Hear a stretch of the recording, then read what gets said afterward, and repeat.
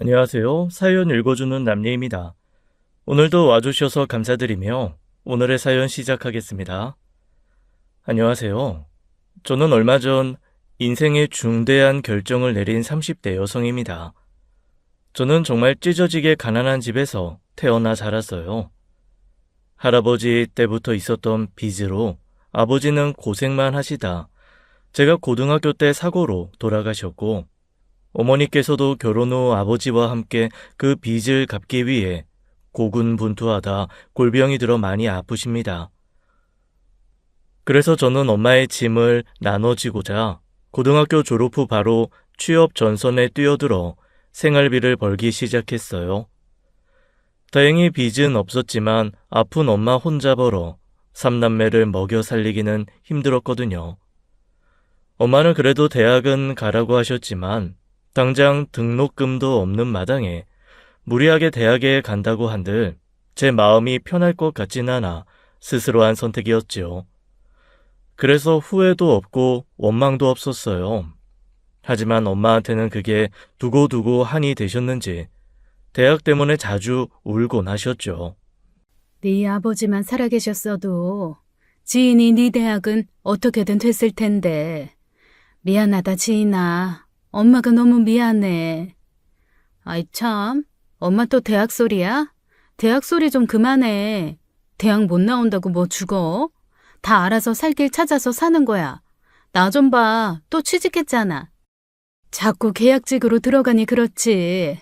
대학만 나왔어도 우리 딸 어디 가서든 정규직 따낼 수 있는데 괜히 부족한 부모 만나서 우리 딸만 고생하는 것 같아. 엄마가 너무 미안해서. 세상이 그렇게 생겨먹은 걸 뭐 어쩌겠어. 걱정하지 마 엄마. 내가 고졸도 이 사회에서 우뚝 설 수 있다는 거 보여줄게. 세상을 살아가는 데는 학벌이 다가 아니라는 거 내가 꼭 보여줄 거야. 엄마 앞에서는 자신만만했지만 직접 고졸로서 사회생활을 시작한 제가 왜 모르겠어요. 사회 초년생으로서 처음 겪게 된 세상은 생각보다 학벌은 큰 문제가 안 되는 것처럼 보이지만 알게 모르게 크고 작은 차별들이 있었습니다. 물론 고졸과 대졸이 같은 처우를 받아야 한다고 생각하진 않아요. 더 많은 돈과 시간을 들인 만큼 고졸보다 더 나은 대우는 자연히 따라오기 마련이죠. 하지만 적어도 인격적으로 무시까지 할 필요는 없잖아요. 첫 직장에서 고졸 계약직으로 들어갔다가 은근히 금 나누기를 하는 대졸 사원들에게 상처받고 계약 기간이 끝나자마자 또 다른 곳으로 취직하게 되었습니다.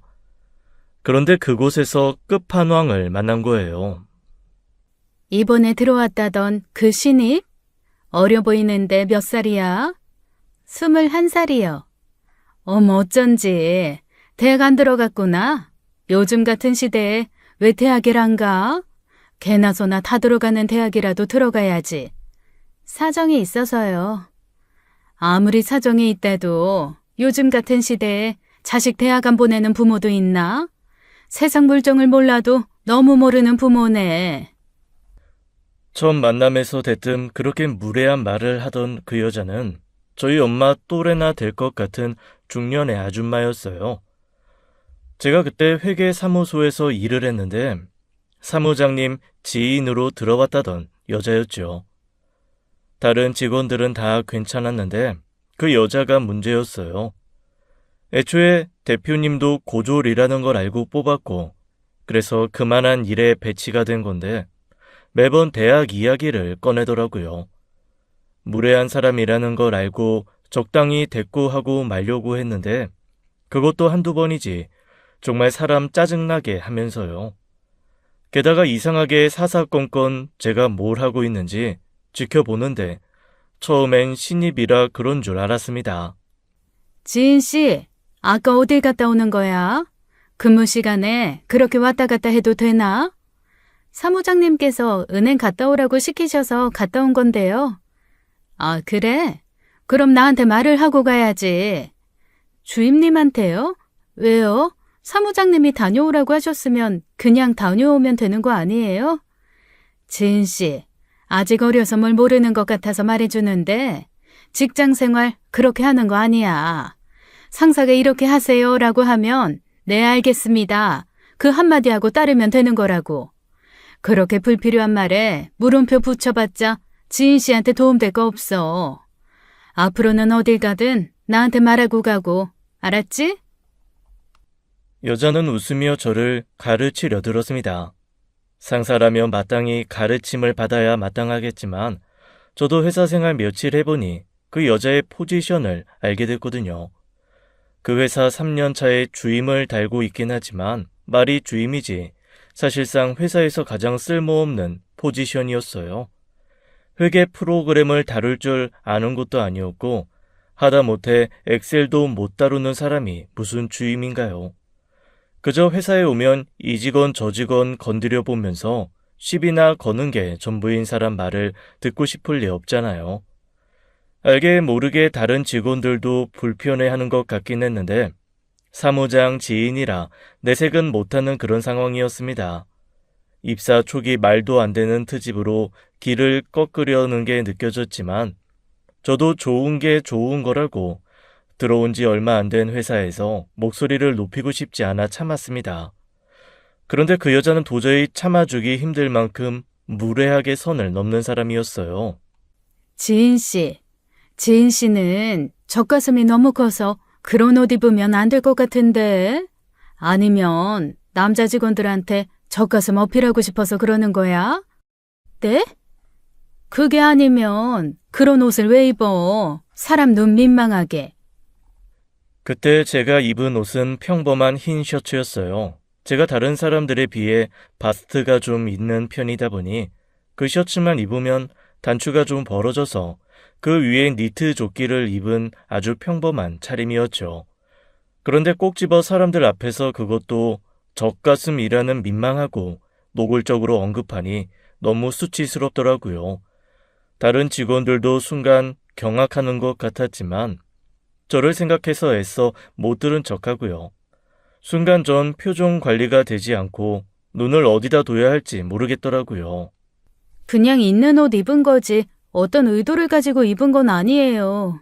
제 옷에 신경 쓰지 마세요. 아니 어떻게 신경을 안 써? 무슨 아스팔트에 방지턱 마냥 툭 튀어나와 있는데. 그럼 제가 여잔데 튀어나와 있지 움푹 파여 있겠어요? 제가 수영복 입고 회사 온 것도 아닌데 왜 제 옷 가지고 그러세요? 아니 그냥 그렇다는 거지. 왜 그렇게 날카롭게 굴어? 지인 씨, 오늘 생리해? 젊은 여자들 생리할 때마다 생리통 유세 떤다더니 지인 씨도 그런 과야? 우리 회사에는 그런 사람 없는데. 결국 저는 자리를 박차고 나와버렸고 얼굴이 화끈거리는 수치심에 견디지 못하고 눈물을 쏟고 말았습니다. 뒤늦게 따라 나온 다른 여직원들이 저를 위로해 주었죠. 어머 지인이 어떡해. 장주임님 표적됐나 봐. 원래 혜진 씨한테 그러더니 요즘 지인 씨 들어오고 나서는 지인 씨한테만 그러잖아. 그러게 말이야. 아유 어쩌냐 지인 씨. 그냥 무시해. 장주임님이 원래 그런 사람이니까 한 귀로 듣고 한 귀로 흘리는 게 최선이야. 그냥 걔가 짖나보다 하고 흘려들어. 어차피 장주임님 말 새겨 듣는 사람도 없으니까. 다들 그냥 못 들은 척 참으라고 했지만 제 성격이 그렇게 유순하고 만만한 편은 아니었습니다. 어려운 집안에서 장녀로 자란다는 건 부모 대신에 동생들을 위해 나서야 할 때가 많다는 것이었어요. 예의는 지키되 항상 할 말은 하고 살았는데 직장이다 보니 그게 쉽지 않았을 뿐이죠. 그날 제가 운 건 수치심과 분함 때문이었지 울면서 가만히 당해주겠다는 건 아니었어요. 사람이 그런 모습을 보였으면 보통은 내가 좀 과했나 보다 하며 자중하기 마련이잖아요. 그런데 그 여자는 그게 없더라고요. 어느 날은 발목까지 오는 스커트를 입은 날이었습니다. 그런데 갑자기 제 스커트를 거의 허리까지 훌러덩 뒤집으며 그러는 거예요. 아유 더워 죽겠는데 길기도 길다. 아 왜 이러세요? 긴 치마를 안에 속치마도 따로 입지 않고 속옷만 입었는데 회사에서 갑자기 치마 속 맨다리를 보이게 된 저는 너무 놀라 소리쳤습니다. 그런데 그 여자는 뻔뻔하게 제가 유난을 떤다는 듯 그러더라고요. 그러게 누가 그렇게 긴 치마 입고 오래? 나는 이 여름에 긴 머리 치렁치렁 다 풀어 헤치고 다니는 여자들이랑 그렇게 긴 치마 입고 다니는 여자들 이해가 안 되더라. 보는 사람 생각도 해줘야지. 보기만 해도 답답하고 더워 죽겠는데. 주임님 보기에 덥다고 남의 치마를 그렇게 함부로 들쳐요? 아유, 알았어. 별것도 아닌 거 가지고 빽빽 소리 지르네. 다들 있는 자리에서 불편하게. 적당히 해, 적당히. 늘 그런 식이었습니다. 어느 날은 젖가슴 큰 것 좀 보라고 대놓고 가슴을 만지질 않아 엉덩이 한번 만져보겠다고 하는 등 아무리 여자라지만 성희롱을 밥 먹듯이 하는 거예요. 웃긴 건 남자 직원들한테는 안 그러면서 꼭 저나 여직원들은 그렇게 괴롭힌다는 것이었죠. 참다 사무장님께 말씀드렸지만 원래 그런 사람이니 적당히 참으라는 대답을 듣고 결심했습니다. 제가 나서야겠다고요. 그만한 회사는 어디서든 들어갈 수 있는데 굳이 참고 버틸 이유가 없었죠. 나갈 땐 나가더라도 눈에는 눈, 이에는 이, 똑같이 해줘야 속이 시원할 것 같더라고요. 따지고 보면 똑같이 해줘서 문제 생기면 최악의 퇴사지, 인생이 망하는 거 아니잖아요. 그 여자 때문에 미련도 없는 회사, 뭐라도 하자 싶어 그때부터는 저도 막 나가듯 똑같이 한 거예요. 지인 씨, 아무리 남자가 좋다지만 허리 라인이 너무 두드러지는 거 아니야? 그게 무슨 말씀이세요? 말을 알아듣게 하세요. 눈치가 없네. 남자들 보라고 그렇게 허리 라인 드러나는 옷 입는 거 아니냐고. 옷을 입으면 당연히 자기 허리 라인대로 드러나기 마련이죠. 저나 주임님이나 똑같은 바지 입은 건데 주임님은 뱃살이 많아서 배가 그렇게 툭 튀어나온 거고 저는 뱃살이 없어서 들어간 것 뿐인데 그걸 가지고 남자들 보라고 옷을 그렇게 입은 거라고 하시는 거예요?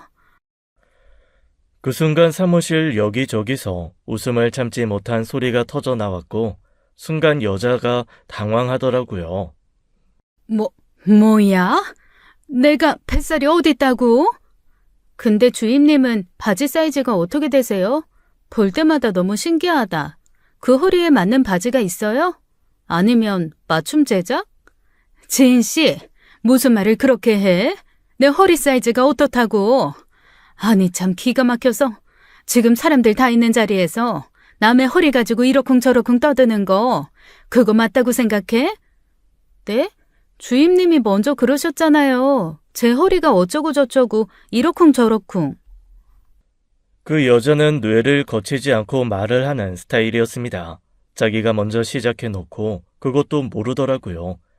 사람이 생각이라는 걸 하고 말을 내뱉어야 하는데 그 사람은 되는 대로 짓거린 거예요. 시뻘개진 얼굴을 무시하고 고개를 돌리자 맞은편에 있던 직원이 잘했다는 듯 쳐다보더라고요. 그 뒤부터는 전쟁이었습니다.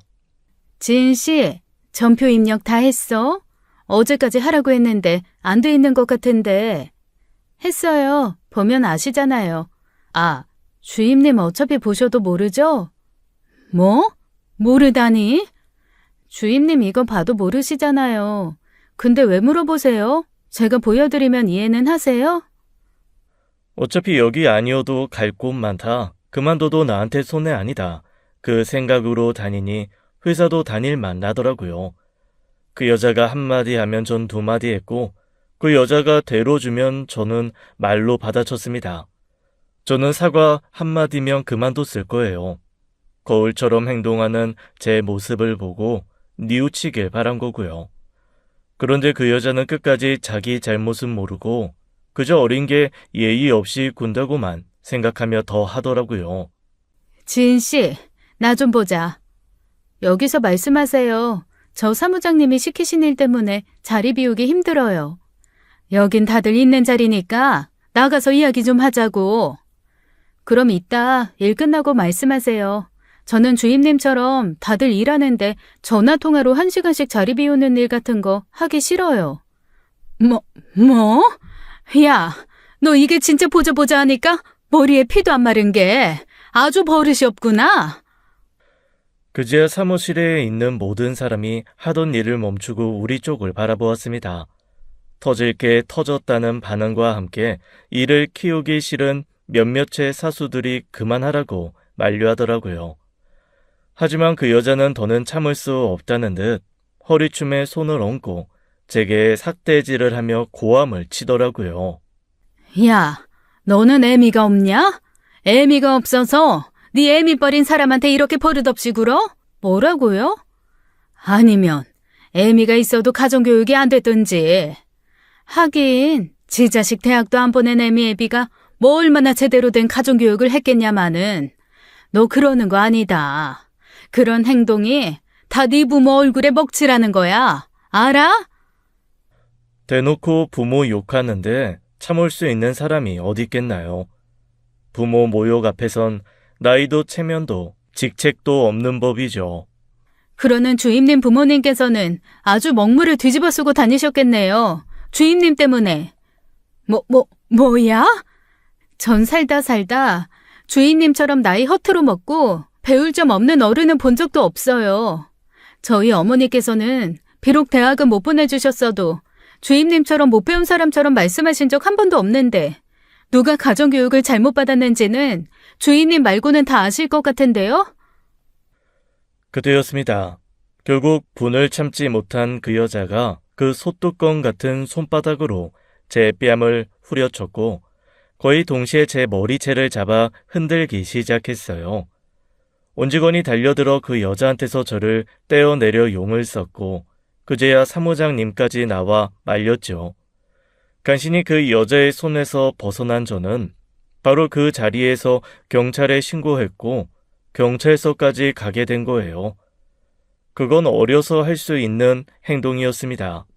어차피 그렇게 된 마당에 제가 회사를 계속 다니겠다는 생각으로 경찰서까지 갔겠어요. 그 자리에서 전 폭행으로 그 여자를 고소했고 회사에도 사직서를 냈죠. 그리고 그냥 나오지도 않았어요. 사무장님 선에서 마무리하려던 거 대표님 찾아가 하고 싶은 말 다 하고 그만뒀습니다.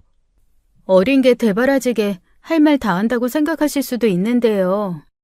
회사에 미꾸라지처럼 물을 이는 사람이 있는데 그 사람 하나 때문에 다 불편해하는 거 뻔히 알면서도 참으면서 일해라. 돈 주는 곳 아니냐고 회유하고 피해자만 참으라고 하는 회사 더는 못 다니겠습니다. 대표님께서 어디까지 아시는지 모르겠지만 장난이라는 이름으로 몇 번이나 행해졌던 성희롱까지도 저는 그냥 넘어가지 않을 생각이에요. 나중에 회사를 나오고 나서 다른 직원들에게 들은 이야기로는 대표님께서 모든 직원들을 1대1 면담을 하셨대요. 그때 직원들이 쌓아뒀던 불만을 터뜨렸고 대표님도 그제야 사무장과 그 여자의 만행을 알게 된 거였어요. 결국 그 일로 그 아줌마도 잘렸고 사무장도 잘렸다고 하더라고요. 그 회사를 나왔다고 해서 그 여자와의 악연이 끝난 건 아니었습니다. 사무장과 결탁해 인사 서류를 본 건지 저희 집까지 찾아와 제게 고소를 취하하라고 난동을 부렸거든요.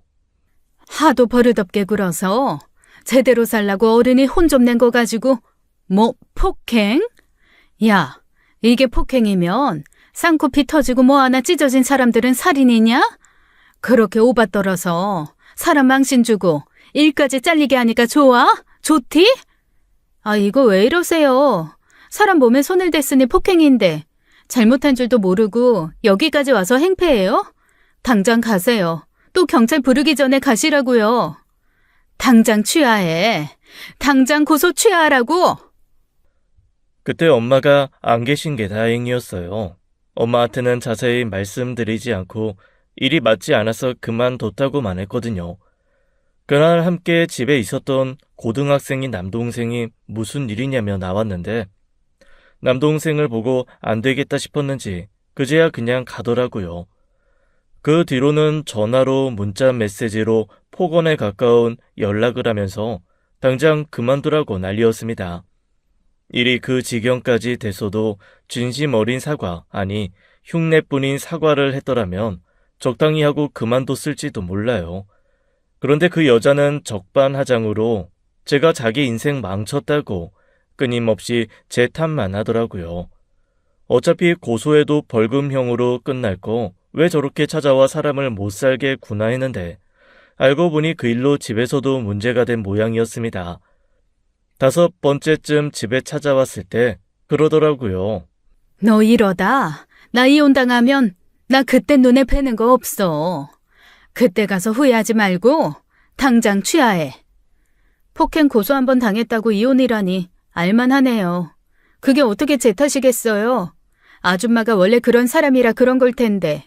안 그러던 사람이 폭행 고소 당했다고 이혼하자고 하면 그쪽이 이상한 거고. 너 진짜 악랄하구나. 기어이 내 인생 망쳐보겠다 이거야? 자업자득이죠. 제 탓하지 말고 자기 자신의 행동을 돌아보세요. 전부 아줌마가 자기 인생 말아먹은 건데 누구 탓을 해요? 너 내가 경고했어? 나 이혼하는 순간 너도 끝이야. 내가 너 다시 만나서 꼭 혼쭐을 내줄 거니까. 저도 더는 못 봐주겠네요. 저는 뭐 안 참고 있는 줄 알았죠?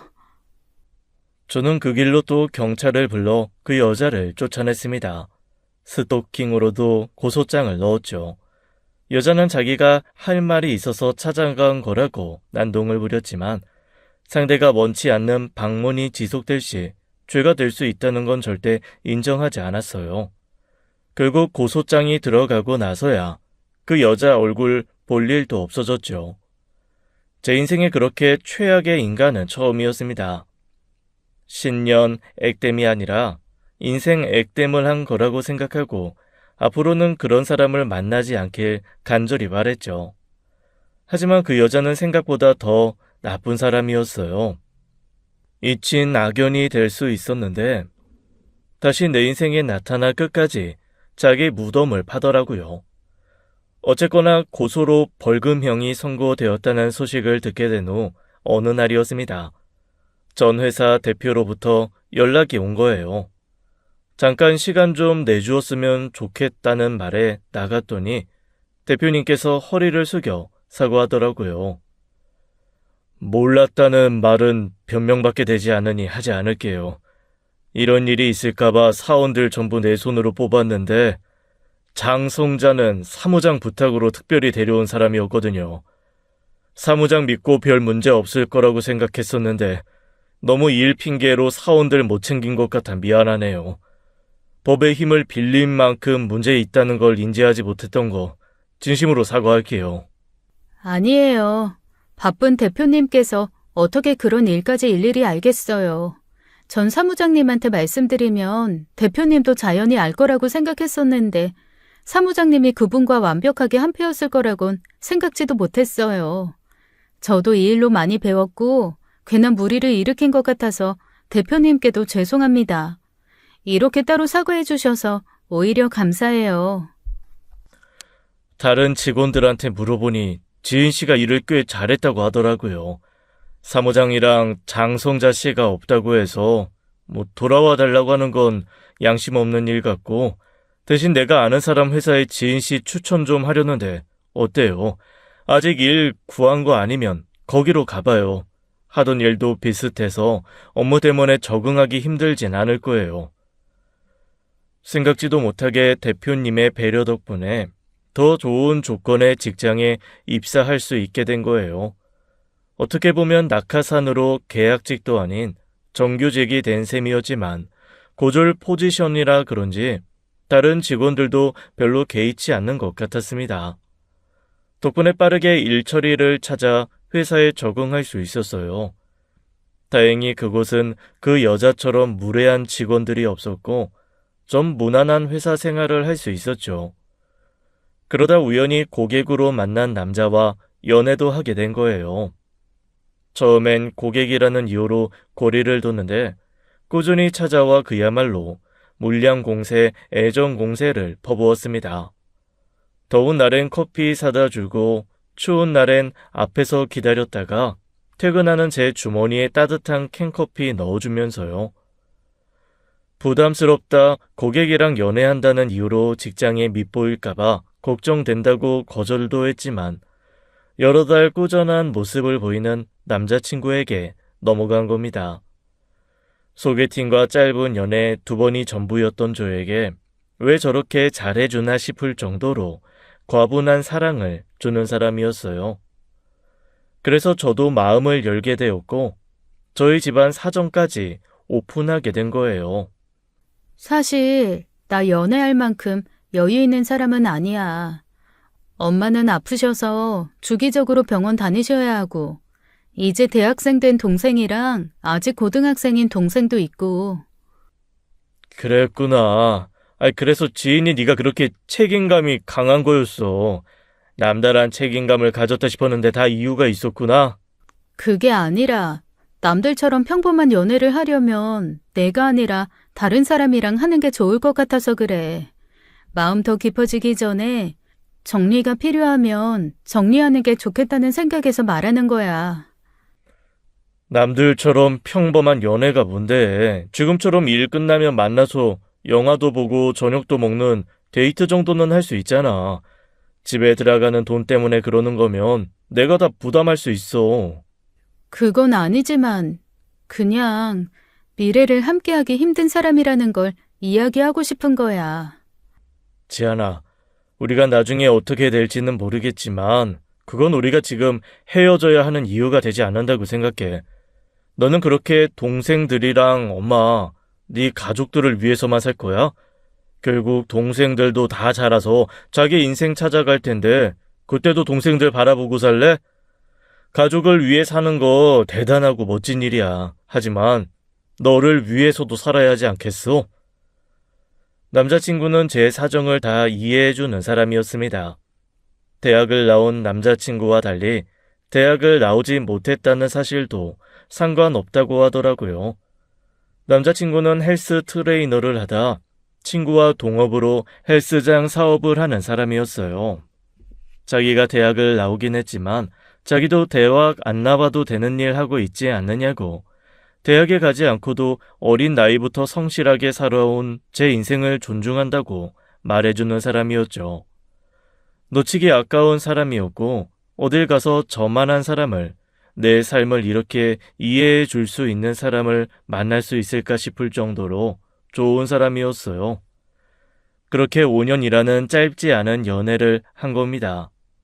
오랜 연애를 했지만 우여곡절 같은 것도 없었어요. 그만큼 서로가 서로에게 잘 맞는 상대였다고 생각했습니다. 저희 엄마가 아파서 병원에 가야 할 때는 부탁하지 않아도 먼저 나서서 데려다 주기도 하고, 계절별로 제철 과일 준비에 찾아와 일찍이 사위 노릇도 했었죠. 결혼한 것도 아닌데 벌써부터 사위처럼 너무 그러지 말라고 몇 번이나 만류했지만 저 혼자 가장 노릇하는 게 보기 힘들어 그런 거라고, 사랑하는 여자친구 위해서 그런 정도는 할 수 있다고 했죠. 그러니 저도 남자친구 부모님께 뭐라도 해야 할 것 같잖아요. 그래서 만난 지 2년째쯤 되었을 때 이야기를 꺼내본 적이 있었습니다. 이번 추석 때 나도 오빠 집에 가서 인사드릴까? 매번 오빠만 우리 집에 오는 거 미안한데. 뭐하러, 부담스럽고 힘들지.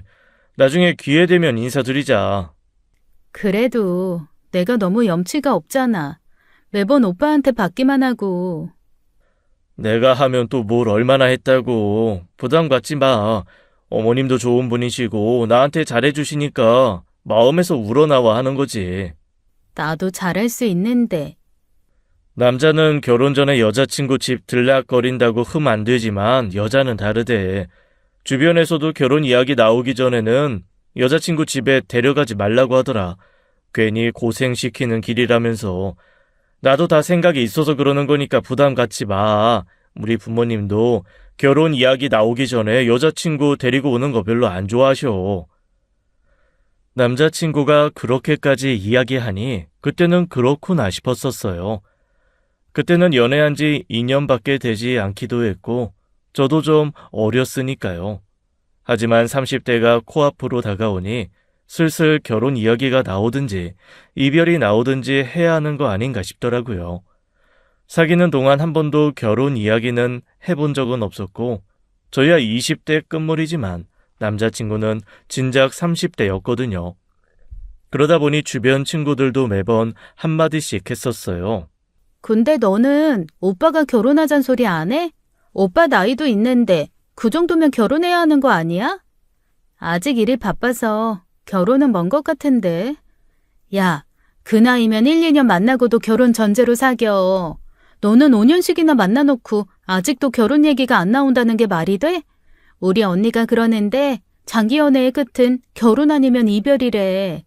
5년 만나고도 결혼 확신 안 주는 사람이면 지인이 너도 얼른 다른 사람으로 갈아타는 게 좋아. 야, 사람이 말도 아니고 아니다 싶으면 갈아타는 게 뭐야. 다 너 생각해서 하는 말이지. 그렇다고 너 결혼 안 할 것도 아니잖아. 어쩌면 지금이 딱 적기야. 오빠도 너무 늦지 않게 결혼할 사람 만나기 좋고, 너도 새로운 사람 만나서 1, 2년 사귀어보다가 결혼하기도 좋고. 난 아직 결혼 생각 없어. 오빠가 이야기 안 꺼내면 너부터 얘기 꺼내봐. 결국 뭐 아니면 더 아니야? 결혼하거나 헤어지거나. 한두 사람도 아니고 장기 연애했다고 하면 다들 결혼은 언제 할 거냐고 물어보더라고요. 듣는 이야기가 많아서 그런지 저도 생각이 참 많았습니다. 한편으로는 남자친구에게 서운하기도 했었고요. 결혼 생각이 아예 없는 사람도 아닌 것 같은데 결혼할 상대라는 확신을 주지 않는다는 점에서요. 결국 저도 슬슬 마음의 준비를 하기 시작했고 제가 먼저 이야기를 꺼낸 거예요. 오빠, 나 할 말 있어. 무슨 말을 하길래 서두부터 해. 그냥 하면 되지. 장난하는 거 아니고, 우리가 헤어짐이 필요한 사이라면 빨리 결단을 내려야 하지 않을까? 뭐? 아이, 지연아, 갑자기 그게 무슨 말이야. 헤어짐이 필요한 사이라니. 오빠는 이젠 34시고 나는 이제 29인데 오빠도 나도 더 늦기 전에 뭔가 결정을 내려야 할 때가 아닌가 싶어서. 오빠도 누군가와 결혼은 할 거 아니야. 내가 결혼할 상대가 아닌 거면 얼른 다른 사람 만나야 하지 않겠어? 뭐? 지인아, 대체 무슨 말을 하는 거야? 결혼을 한다면 너랑 하겠지. 내가 다른 사람이랑 결혼할 거라고 생각했어? 나랑 결혼한다고? 그런 말 없었잖아. 오빠 나이도 있는데 앞으로 어떤 계획이 있는지 한 번도 나랑 미래 계획에 대해서 이야기한 적도 없었고. 그거야. 아이, 지금 내가 상황이 좋지 않으니까 당장 결혼할 수 있는 상황은 아니라서 안 꺼낸 거지. 오빠 상황이 어때서? 사업도 잘 되고 일도 잘 된다고 좋아했잖아. 내가 비록 돈을 많이 모은 건 아니지만 둘이 함께 시작하는 데 있어서 욕심내는 사람도 아니고 나를 잘하는 만큼 경제적인 문제가 결혼에 걸림돌이 되진 않는다고 생각하는데. 알지. 근데 나도 사정이 있어서 그런 거야. 절대 너랑 결혼할 마음이 없어서 그런 게 아니라, 지안아, 미안해. 네가 그렇게까지 진지하게 고민하고 있을 줄은 몰랐어. 내가 미리 말했어야 하는데. 오빠 사정이 무슨 사정인진 모르겠지만 오빠도 나도 확실히 해야 한다고 생각해. 나도 결혼 생각이 아예 없는 것도 아니고 나이도 있으니까 차차 미래를 생각할 수 있는 사람을 만나야 할 것 같아. 엄마도 은근히 물어보시는데 그럴 때마다 뭐라고 해야 할지도 모르겠고. 우리가 너무 오랫동안 당연하게 만나서 미처 생각하지 못한 부분이 있을지도 몰라. 잠깐 생각할 시간을 갖는 게 어때? 지인아. 떨어져서 지내보고 내가 오빠한테 진짜 필요한 사람인지 아닌지 생각해보는 것도 좋다고 생각해. 헤어지자는 게 아니라 그만한 기회를 갖자는 거야. 저는 그런 시간이 필요 없다는 남자친구를 설득해 시간을 가져보기로 했습니다. 저도 남자친구와의 관계를 객관적으로 생각해 볼 시간이 필요하다고 생각했거든요. 어렸을 때야 결혼은 먼 이야기였지만 30대가 가까워지니 친구들 말대로 결단이 필요하다고 생각했어요. 그렇게 일주일쯤 남자친구와 연락을 하지 않고 지냈을 거예요. 할 말이 있다는 남자친구의 연락에 나갔더니 차 안에서 한참 뜸을 들이더라고요. 그게 끝이거나 시작이 될 거라고 생각은 했지만 그때만 해도 제 앞에 기다리는 건 오랜 연애의 끝이라고 생각했죠. 그만큼 연애하는 동안 남자친구가 결혼에 대한 그 어떤 말도 하지 않았던 거예요. 그런데 남자친구가 꺼낸 말은 너무나 뜻밖의 것이었습니다. 갑자기 주머니에서 뭔가를 꺼내더니 결심한 듯 이야기하는 거예요. 지은아, 우리 결혼하자. 어? 갑자기? 생각 많이 해봤어. 너랑 떨어져 있는 그 일주일이 나한테는 지난 5년보다 더 길더라. 너 없이 안 될 것 같아. 내가 너무 배려 없이 너를 기다리게만 한 것 같다는 생각을 했어. 미안해, 너무 늦어서. 드라마나 영화에서 청혼받고 우는 사람들을 보면서 공감하지 못했는데 저도 모르게 눈물을 왈칵 쏟고 말았었어요. 대단한 이벤트가 있는 청혼은 아니었지만 남자친구의 진심이 느껴졌었거든요. 이제 끝났구나. 이제 새로운 시작에서 행복한 신혼생활을 할 일만 남았구나 싶었습니다. 세상에 태어나 감동받아 울어본 적은 그때가 처음이었는데 그 순간이 너무 바보 같았다고 생각하게 되는 일이 기다리고 있었던 거예요. 남자친구가 오랫동안 결혼을 망설였던 이유도 나중에야 그 진실을 알게 된 겁니다. 그렇게 청혼을 받은 이후 결혼 준비를 시작했었어요.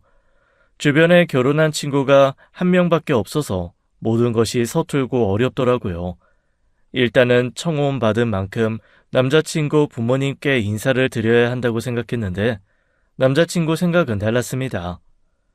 우리 부모님 바쁘셔서 좀 이따가 하자. 좀 이따 언제? 집 구하고 혼수하고 그러고 나서 하자고? 그래도 괜찮아. 상견례도 늦게 해도 상관없고. 그건 좀 순서가 너무 아닌 것 같은데.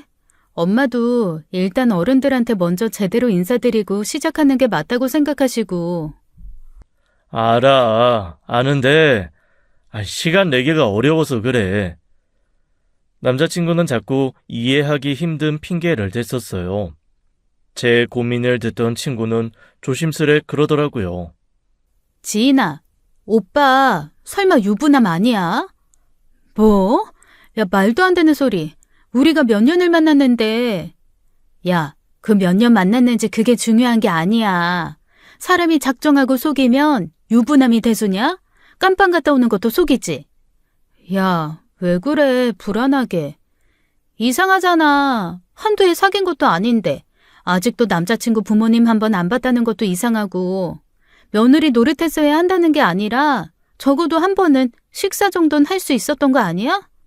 거기다 결혼 얘기가 나왔는데도 자꾸 미루는 게 보통 이유가 아니고서야 말이 안 되지. 아무리 바빠도 며느리 될 사람 얼굴 보는 게 힘들어? 그렇지. 한지인, 너 똑순이야. 5년 연애, 결혼 얘기 없으면 헤어지자 했던 거 포부로 밀어붙이라고.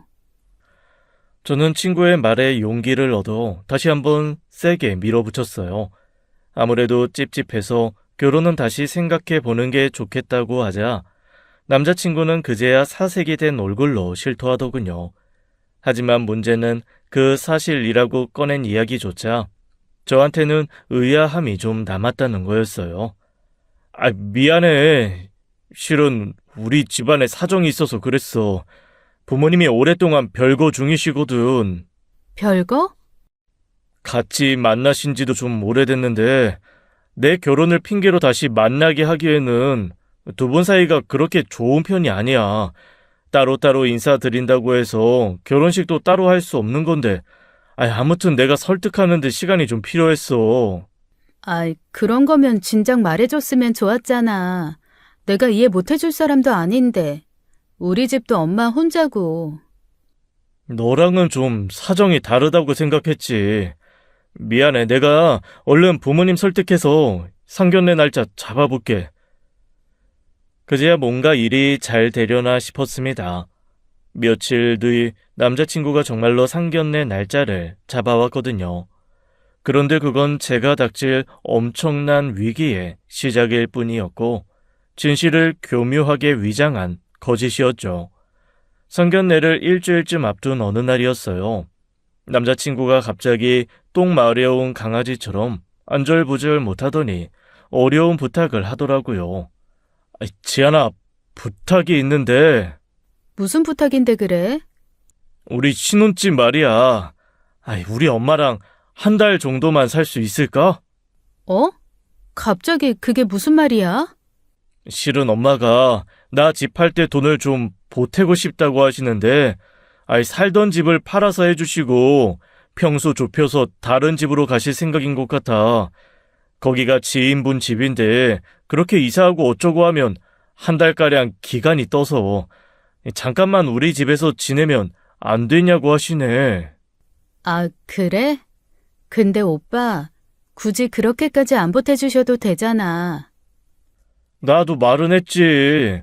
엄마가 보태주지 않으셔도 된다. 내가 충분히 알아서 하겠다. 근데 엄마 마음이 그렇지 않은가 봐. 외동아들 뭐라도 해주고 싶으신 마음 때문에 그러신다는데 나도 마냥 거절만 하는 건 좀 힘드네. 남자친구의 부탁은 어머님과 함께 한 달가량 신혼생활을 함께 해야 한다는 것이었어요. 그것도 집 문제로요. 하지만 저는 굳이 그렇게까지 해야 할 필요성을 못 느끼게 했더라고요. 애초에 저는 집에 대한 욕심도 없었습니다. 남자친구가 사업을 하고 있다지만 사업 특성상 빌린 돈도 많아서 큰 돈 구하는 게 쉽지 않다는 건 알았어요. 저도 모은 돈이 많지 않기 때문에 남자친구한테 큰 걸 바라는 것도 아니었고요. 그냥 두 사람이 함께 지낼 수 있는 원룸이 작으면 투룸까지도 구해볼 수 있다고 생각했거든요. 그런데 처음부터 꺼낸 아파트 전세에 부모님의 어려운 돈이 들어간다고 하니 제 마음이 편치도 않았죠. 아무리 그래도 그건 아닌 것 같아. 어머님이랑 같이 살아야 하는 건 둘째치고 형편이 넉넉하셔서 도와주신 거야 감사히 받겠지만 그게 아니라 살던 집까지 팔아서 주신다는 걸 어떻게 받아? 내가 그만한 능력이 있는 며느리도 아니고 뭐하러. 그러지 말고 오빠 그냥 어머님한테 이미 집 구했다고 하고 받지 말자. 아파트 전세 안 가도 돼. 원룸 투룸 난 그냥 오빠 같이 지낼 수 있는 곳이면 돼. 그래도 내 체면이 있지. 결혼하자고 해놓고 이 나이에 원룸살이가 말이 돼? 내가 직업이 없는 것도 아니고 명색이 사업한다는 사람인데 충분히 구할 수 있는데 엄마가 그렇게 말씀하시니까 그러는 거야. 실은 그때 말했다시피 우리 가족한테도 사정이 있어서 엄마가 나랑 떨어져서 살아서 한번 같이 살아보고 싶어서 저러시나 싶은 것도 있고. 아, 그래? 그러실 수도 있지. 어머님은 오빠랑 살고 싶으셨을 거니까. 나도 어지간하면 말도 안 꺼냈을 거야. 내 손에서 해결했지. 근데 엄마 마음도 이해가 가니까 1년도 아니고 한 달인데 아들이 그 정도 부탁도 못 들어드리나 싶어서. 그렇게까지 이야기하는데 그래도 안 된다고 하는 건 어쩐지 자식된 도리로 안 될 것 같았어요. 그래서 일단 그렇게 해보자고 내키진 않았지만 수락을 했고 그 문제는 나중에 다시 이야기하기로 했죠. 그런데 며칠 후 엄마랑 혼수 문제로 가전을 보러 간 날이었습니다. 남자친구에게도 미리 이야기했었는데 그래도 같이 살 집인데 남자친구 의견도 필요하다 싶어 연락을 했거든요. 오빠, 사진 봤어? 엄마가 냉장고는 해주시고 싶다고 하셔서 보고 있는 중인데 어때? 냉장고? 지은아, 냉장고 안 사도 돼. 내가 말을 안 했구나. 엄마가 냉장고는 해주신다고 하셨거든. 냉장고랑 옷장은 따로 안 해도 될 것 같아. 어? 아, 그래? 혹시 어떻게 하실 건지 여쭤봤어? 색상이나. 글쎄, 엄마한테 물어보고 말해줄게. 처음엔 감사한 마음도 들었는데 그 후로도 연락이 없어 답답하더라고요. 디자인이나 색상이 궁금했지만 받는 입장에서 꼬치꼬치 캐묻기도 좀 그렇고요. 게다가 남자친구 어머님은 만나지도 연락도 못한 상황에서 남자친구를 통해서만 연락해야 하는 게 너무 답답했어요. 그리고 이틀 뒤 다른 가전을 드리려고 신혼집에 갔는데 이미 냉장고와 옷장이 들어와 있는 겁니다. 남자친구한테 듣지도 못했었어요. 그런데 더 기가 막힌 건 냉장고도 옷장도 새 제품이 아니라 중고였다는 거예요. 텔레비전 설치를 위해 오신 기사님 말씀이 냉장고는 못해도 10년은 더 된 제품이라고 하시더라고요. 상아색이었는데 오랜 세월의 빛발에 누런색이 된 그런 냉장고였어요. 오빠, 어머님이 해주신다고 하셨던 냉장고 말이야. 그거 이미 집에 들어와 있는데 봤어? 그래? 몰랐어. 안 그래도 엄마가 비밀번호 물어보시긴 하던데 넣어놓고 나한테 말씀도 없으셨나 보다. 근데 냉장고가 쓰던 건데? 어? 그럴 리가. 잘못 본 거 아니야? 어디 옮기다가 흠집 나서 그렇게 보이는 거 아니야? 내가 아무리 그런 것도 구별 못할까 봐? 딱 봐도 10년은 좋게 쓴 냉장고야. 집에 오신 기사님도 모델 자체가 구형이라고 하시고 게다가 옷장도 너무 올드해. 색깔도 디자인도. 미안, 지인아. 내가 엄마한테 연락하고 다시 연락 줄게. 남자친구는 급하게 연락을 끊었고 저는 착잡한 마음으로 오래된 냉장고와 장롱을 바라보고 있었어요. 그때는 그게 무슨 의미인지 바로 알아채기가 힘들더라고요. 한 번도 만난 적은 없지만 이 결혼이 못마땅해 그러시나 싶고요. 어쩌면 결혼이 코앞이 되도록 저를 만나지 않으려고 하시는 게 실은 결혼을 반대하기 때문이 아닌가도 싶었습니다. 남자친구 고집을 꺾지 못해 그렇게라도 어깃장 놓고 싶어 그러시나 싶었거든요. 결국 남자친구가 오래된 냉장고와 옷장은 신혼집에서 빼면서 문제는 해결됐지만 그 뒤로 따로 받은 연락도 없었어요. 상견례 전에 따로 한번 만나 뵙고 싶다고 했지만 시간이 안 맞는다는 핑계로 결국 처음 온 게 상견례 자리였죠. 남자친구가 외동이라 저도 엄마만 모시고 상견례 자리로 갔고 처음 뵙는 시부모님인지라 긴장도 엄청 하고 갔죠. 그런데 상견례 자리에 간 저는 그 자리에서 얼어붙고 말았어요. 오랜만이네, 지인 씨. 내가 언제고 한 번은 볼 거라고 했지? 우리 경표가 내 말을 참 잘 들어. 오랜 기억 속에 파묻혀 거의 기억도 안 나던 그 여자가 제 눈앞에서 그것도 제 남자친구 어머니로 앉아있는 거예요. 순간 온몸에 소름이 돋을 만큼 놀라 아무 말도 하지 못했죠. 그런데 여자는 모든 걸 알고 있었다는 듯 해실해실 웃으며 앉으라고 손짓하더라고요. 제가 더 놀란 건 그 옆에 앉아있던 남자친구의 태도였습니다. 보통은 자기 어머니가 한 번도 만난 적 없는 여자친구한테 그런 식으로 인사를 하면 놀라기 마련이잖아요. 그런데 하나도 놀란 기색 없이 다소 불편한 표정으로만 앉아있는 거예요. 순간 무서운 생각이 들면서 더는 그 자리에 앉아있을 수가 없었죠. 궁둥이를 붙이기도 전에 자리를 박차고 나올 수밖에요. 그러자 엄마도 무슨 일이냐고 따라 나오고 남자친구도 따라 붙었죠. 진아! 이거다. 오빠 다 알고 있었지? 그래서 자꾸 만남을 미뤘던 거였어. 맞지? 진아, 그게 아니라... 언제부터야? 언제부터 오빠 엄마랑 내 관계 알고 있었어? 그게... 설마 아니지? 처음부터였던 거 아니지? 믿을 수 없다는 제 표정에도 남자친구는 대답을 하지 못했습니다. 그러니까 남자친구는 처음부터 저와 그 여자 관계를 알고 있었던 거예요. 정확히는 그 여자가 저한테 자기 아들을 붙인 거였습니다. 처음엔 엄마 부탁이었어. 웬 정신 나간 여자 때문에 고소당해 힘들어하는 엄마 보기도 힘들었고 그것 때문에 아버지랑 이혼한 걸 보고 나도 복수하고 싶은 마음에 시작한 건 사실이야. 뭐라고? 정말로 5년 전부터, 이 모든 게 5년 전부터 시작된 일이라는 거야? 하지만 진심이 아니었던 건 아니야. 엄마 말만 믿고 너한테 접근해서 너를 알게 된 후로는 엄마 말이 틀렸다는 걸 알았어. 그래서 엄마한테도 1년도 안 돼서 헤어졌다고 거짓말했었고, 그래서 결혼이 늦어질 수밖에 없었어. 우리 관계를 엄마한테 어떻게 설명해야 할지도 모르겠고, 너한테도 어디서부터 어디까지 솔직해야 할지도 몰라서. 기가 막혀 정말. 어떻게 사람을 얼마나 등신천치로 봤으면 그런 짓을 해. 어쩔 수 없었어.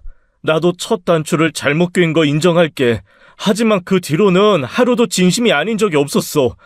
싸가지도 개념도 없다는 엄마 말과 다르게 너는 책임감도 강하고 예의도 바르고 인간 대 인간으로서 존경할 만한 부분도 있었다는 것도 다 진심이었다고.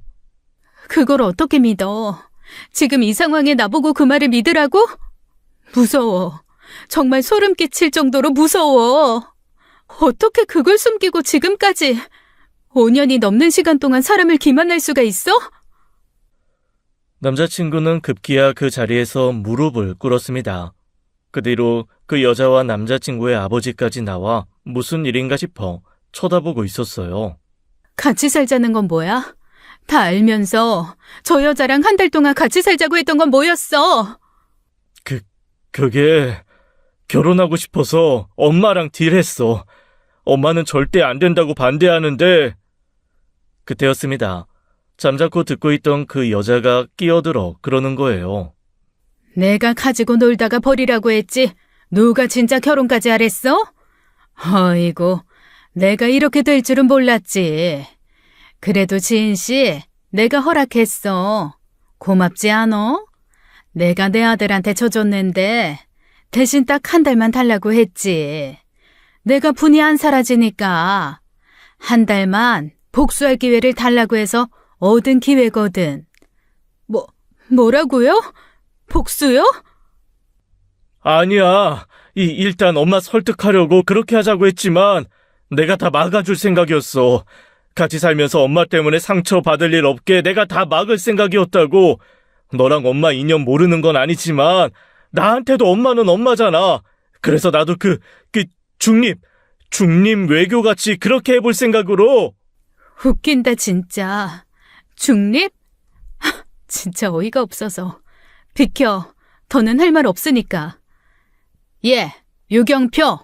당장 일어나지 못해? 그깟 여자애가 뭐라고 거기서 빌빌거리고 있어? 고졸에 편부모 가정에 가장처럼 자란 애 며느리로 드리겠다고 한 내 결심이 잘못된 거지. 얼른 못 일어나? 네가 하라고 하는 대로 할게. 평생 같이 살면서 사죄하며 살게. 아니, 내가 생각이 짧았어. 엄마랑 인연 끊으라고 하면 인연도 끊을게. 나 너랑은 못 헤어져. 우리가 어떻게 헤어져? 우리가 함께한 세월이 얼만데. 그 함께한 세월 5년을 죽도 밥도 아닌 것처럼 만든 사람이 바로 오빠야. 오빠는 처음부터 돌이킬 수 없는 강을 건넌 거야. 그 어떤 말로도 변명이 안 돼. 비켜. 꼴도 보기 싫으니까. 그때는 남자친구가 원망스럽다기보다는 무서우면서도 너무 안타까웠어요. 저희가 사랑했던 그 기간까지도 거짓이었다고 말하고 싶지 않았으니까요. 애써 눈물을 참으며 남자친구를 지나치려는데 갑자기 우악스러운 손길이 제 손목을 잡아챘습니다. 억지로 몸을 돌려 바라보니 그 여자가 눈에 불을 켜고 달려들 것처럼 저를 노려보는 거예요. 야, 모양새가 좀 이상하지 않니? 무릎 꿇고 빌어야 하는 건 넌데 네가 뭔데 내 아들을 이딴 취급을 해? 당장 꿇지 못해? 결혼하게 해달라. 지난번 일은 잘못했다. 큰 실수했다. 당장 무릎 꿇어. 엄마! 미쳤어요? 예나 지금이나 인간적으로 예의 없는 건 여전하시네. 적어도 제가 만난 오빠한테서는 그런 모습 본 적이 없는데. 오빠가 불쌍해요. 당신 같은 사람을 엄마로 뒀다는 게. 이게 미쳤나? 그 순간 여자는 다시 한번 손을 휘둘렀습니다. 하지만 내게 미치기도 전에 남자친구에게 가로막히고 말았죠. 남자친구는 무서운 얼굴로 제 엄마의 양쪽 손목을 잡고 안간힘을 쓰고 있었어요. 그러다 결국 남자친구의 힘에 뒤로 나동그라지고 말았죠. 그 여자는 저 때문에 자기 아들이 힘을 썼다는 사실이 믿기 힘들듯 기겁한 표정으로 올려다보고 있더라고요. 경표야! 너 엄마를... 내가 몰라서 가만히 있는 줄 알아요? 제발 그만 좀 하세요. 그만 좀! 그때 눈물을 보이는 남자친구를 도저히 볼 수가 없었어요. 엄마와 함께 금방 자리를 피했고 며칠 동안 연락도 하지 않았습니다. 하지만 신혼집 문제도 있고 여러 가지로 정리할 게 많아서 언제까지고 피할 수는 없었죠. 그런데 어느 날 회사로 누군가 찾아온 거예요. 그 사람은 뜻밖에도 그 여자도 남자친구도 아닌 바로 아버님이셨습니다. 상견례 때 잠깐 뵀던 그분이셨죠. 가까운 카페로 가서 이야기를 나누게 되었어요. 미안합니다. 일단 내 전처로 인해서 벌어진 일은 사과부터 할게요. 이혼 후 쭉 떨어져 살다가 아들이 결혼한다고 해서 오랜만에 만나 자리에서 느닷없이 알게 된 일이라 사실 지금도 경황이 없습니다. 저는 두 분이 별거 중이라고만 들었어요. 다 내 잘못이에요. 경포한테 제대로 이야기도 못하고 한 이혼이라 애도 이해를 잘 못했을 겁니다. 아가씨가 한 고소 때문에 한 이혼도 아니었거든요. 그 일이 결과적으로 제가 결심하게 된 계기는 됐지만 전부터 문제가 많았던 사이에요. 겪어봐서 알겠지만 보통 힘든 사람이 아니거든요. 여기저기 문제 일으키는 거 수습하는 것도 힘들고 나갈 때마다 모르는 사람들한테 눈칫밥 먹어야 하는 것도 힘들었어요. 할 거면 끝냈어야 할 관계를 경표 생각에 끌고 오다 보니 그만. 미안합니다. 다시 한번 사과할게요. 아닙니다. 아버님께서 잘못하신 것도 아닌데요. 염치 없지만 딱 한 번만 더 기회를 주십사 하고 경표 아버지로서 온 거예요. 미련한 제 엄마 때문에 아들 인생까지 망가지는 건 볼 수가 없어서 운동을 하던 놈이라 무엇보다도 자기 몸은 아끼던 녀석인데 요 며칠 술에 빠져 살아요. 그 좋아하던 운동도 하지 않고 헬스장에 안 간 지도 꽤 됐고요. 그건 저희가 알아서 정리할게요. 5년이라고 들었어요. 우리 경표가 어줍지 않은 제 엄마 복수심 때문에 그렇게 시간을 쓸 애가 아닙니다. 분명 진심이었다고 생각해요. 경표한테도 말했어요. 아가씨 붙잡으려면 천륜을 끊을 각오를 해야 할 거라고. 그 사람은 절대 변할 일 없으니 초장의 관계를 끊고 정리해야 할 사람은 너라고요. 그렇다고 해서 다시 시작할 수 있는 관계인지는 모르겠어요. 어쨌거나 저도 너무 오랫동안 속았다는 생각이 들어서.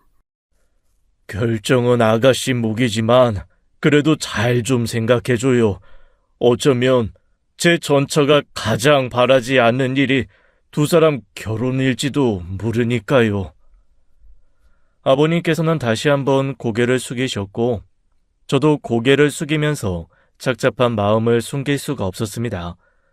하지만 그 말이 자꾸 걸리더라고요. 그 여자가 가장 바라지 않는 일이 바로 우리 두 사람 결혼일 거라던 그 말이요. 그렇게 2주 정도 지나자 남자친구에게 연락이 왔고 아버님 말처럼 그 사이 완전히 본인을 놔버린 듯 엉망이 된 몰골로 나타나 빌더라고요. 정이라는 게 그렇게 무서운 거였어요. 머리로는 그만 끝내는 게 맞다고 생각하면서도 계속 기회를 주고 싶어지니까요. 딱 한 번만 더 기회를 줘. 살아보고 아니다 싶으면 내가 깨끗이 물러날게. 집, 헬스장, 차, 명의 다 돌려달라고 하면 돌려줄게. 아니다 싶으면 그냥 다 가지고 가. 나 아무것도 필요 없어. 엄마랑 영 끊고 오는 길이야. 나는 엄마 문제로 아빠가 그렇게 오랫동안 고생했다는 것도 몰랐어. 생각해보면 자식을 자기 복수에 이용하려고 했던 것부터가 자격 미달이었던 건데 지은아, 내가 살면서 증명해 보일게. 난 엄마랑 다른 사람이고 내가 한 실수는 바로 잡을 수 있는 사람이라는 거 꼭 증명해 보일게.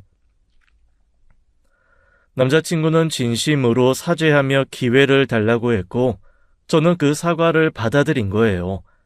그리고 지난 가을 저희는 결혼하게 되었습니다. 그 사이 그 여자가 알고 있는 신혼집도 옮겼고 남자친구 헬스장으로 찾아와 난동을 부려 경찰이 왔다 간 일도 있었어요. 우여곡절이 많았지만 전 남자친구를 믿어보기로 했습니다.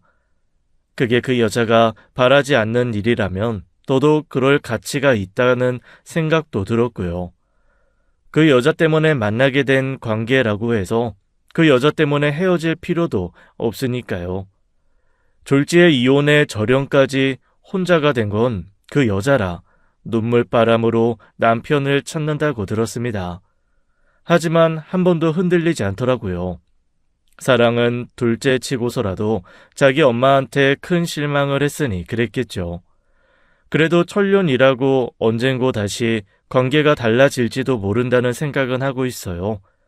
남편에게도 이야기했습니다. 그런 상황이 온다면 이해는 하겠지만 전 뒤도 돌아보지 않고 이 관계를 포기하겠다고요. 남편은 절대 그럴 일은 없을 거라고 했죠. 저도 부디 그럴 일이 없길 바랄 뿐입니다. 지금까지 사연 읽어주는 남녀였습니다. 끝까지 함께 해주신 여러분 감사드리며 저희는 다음 사연으로 돌아올게요. 감사합니다.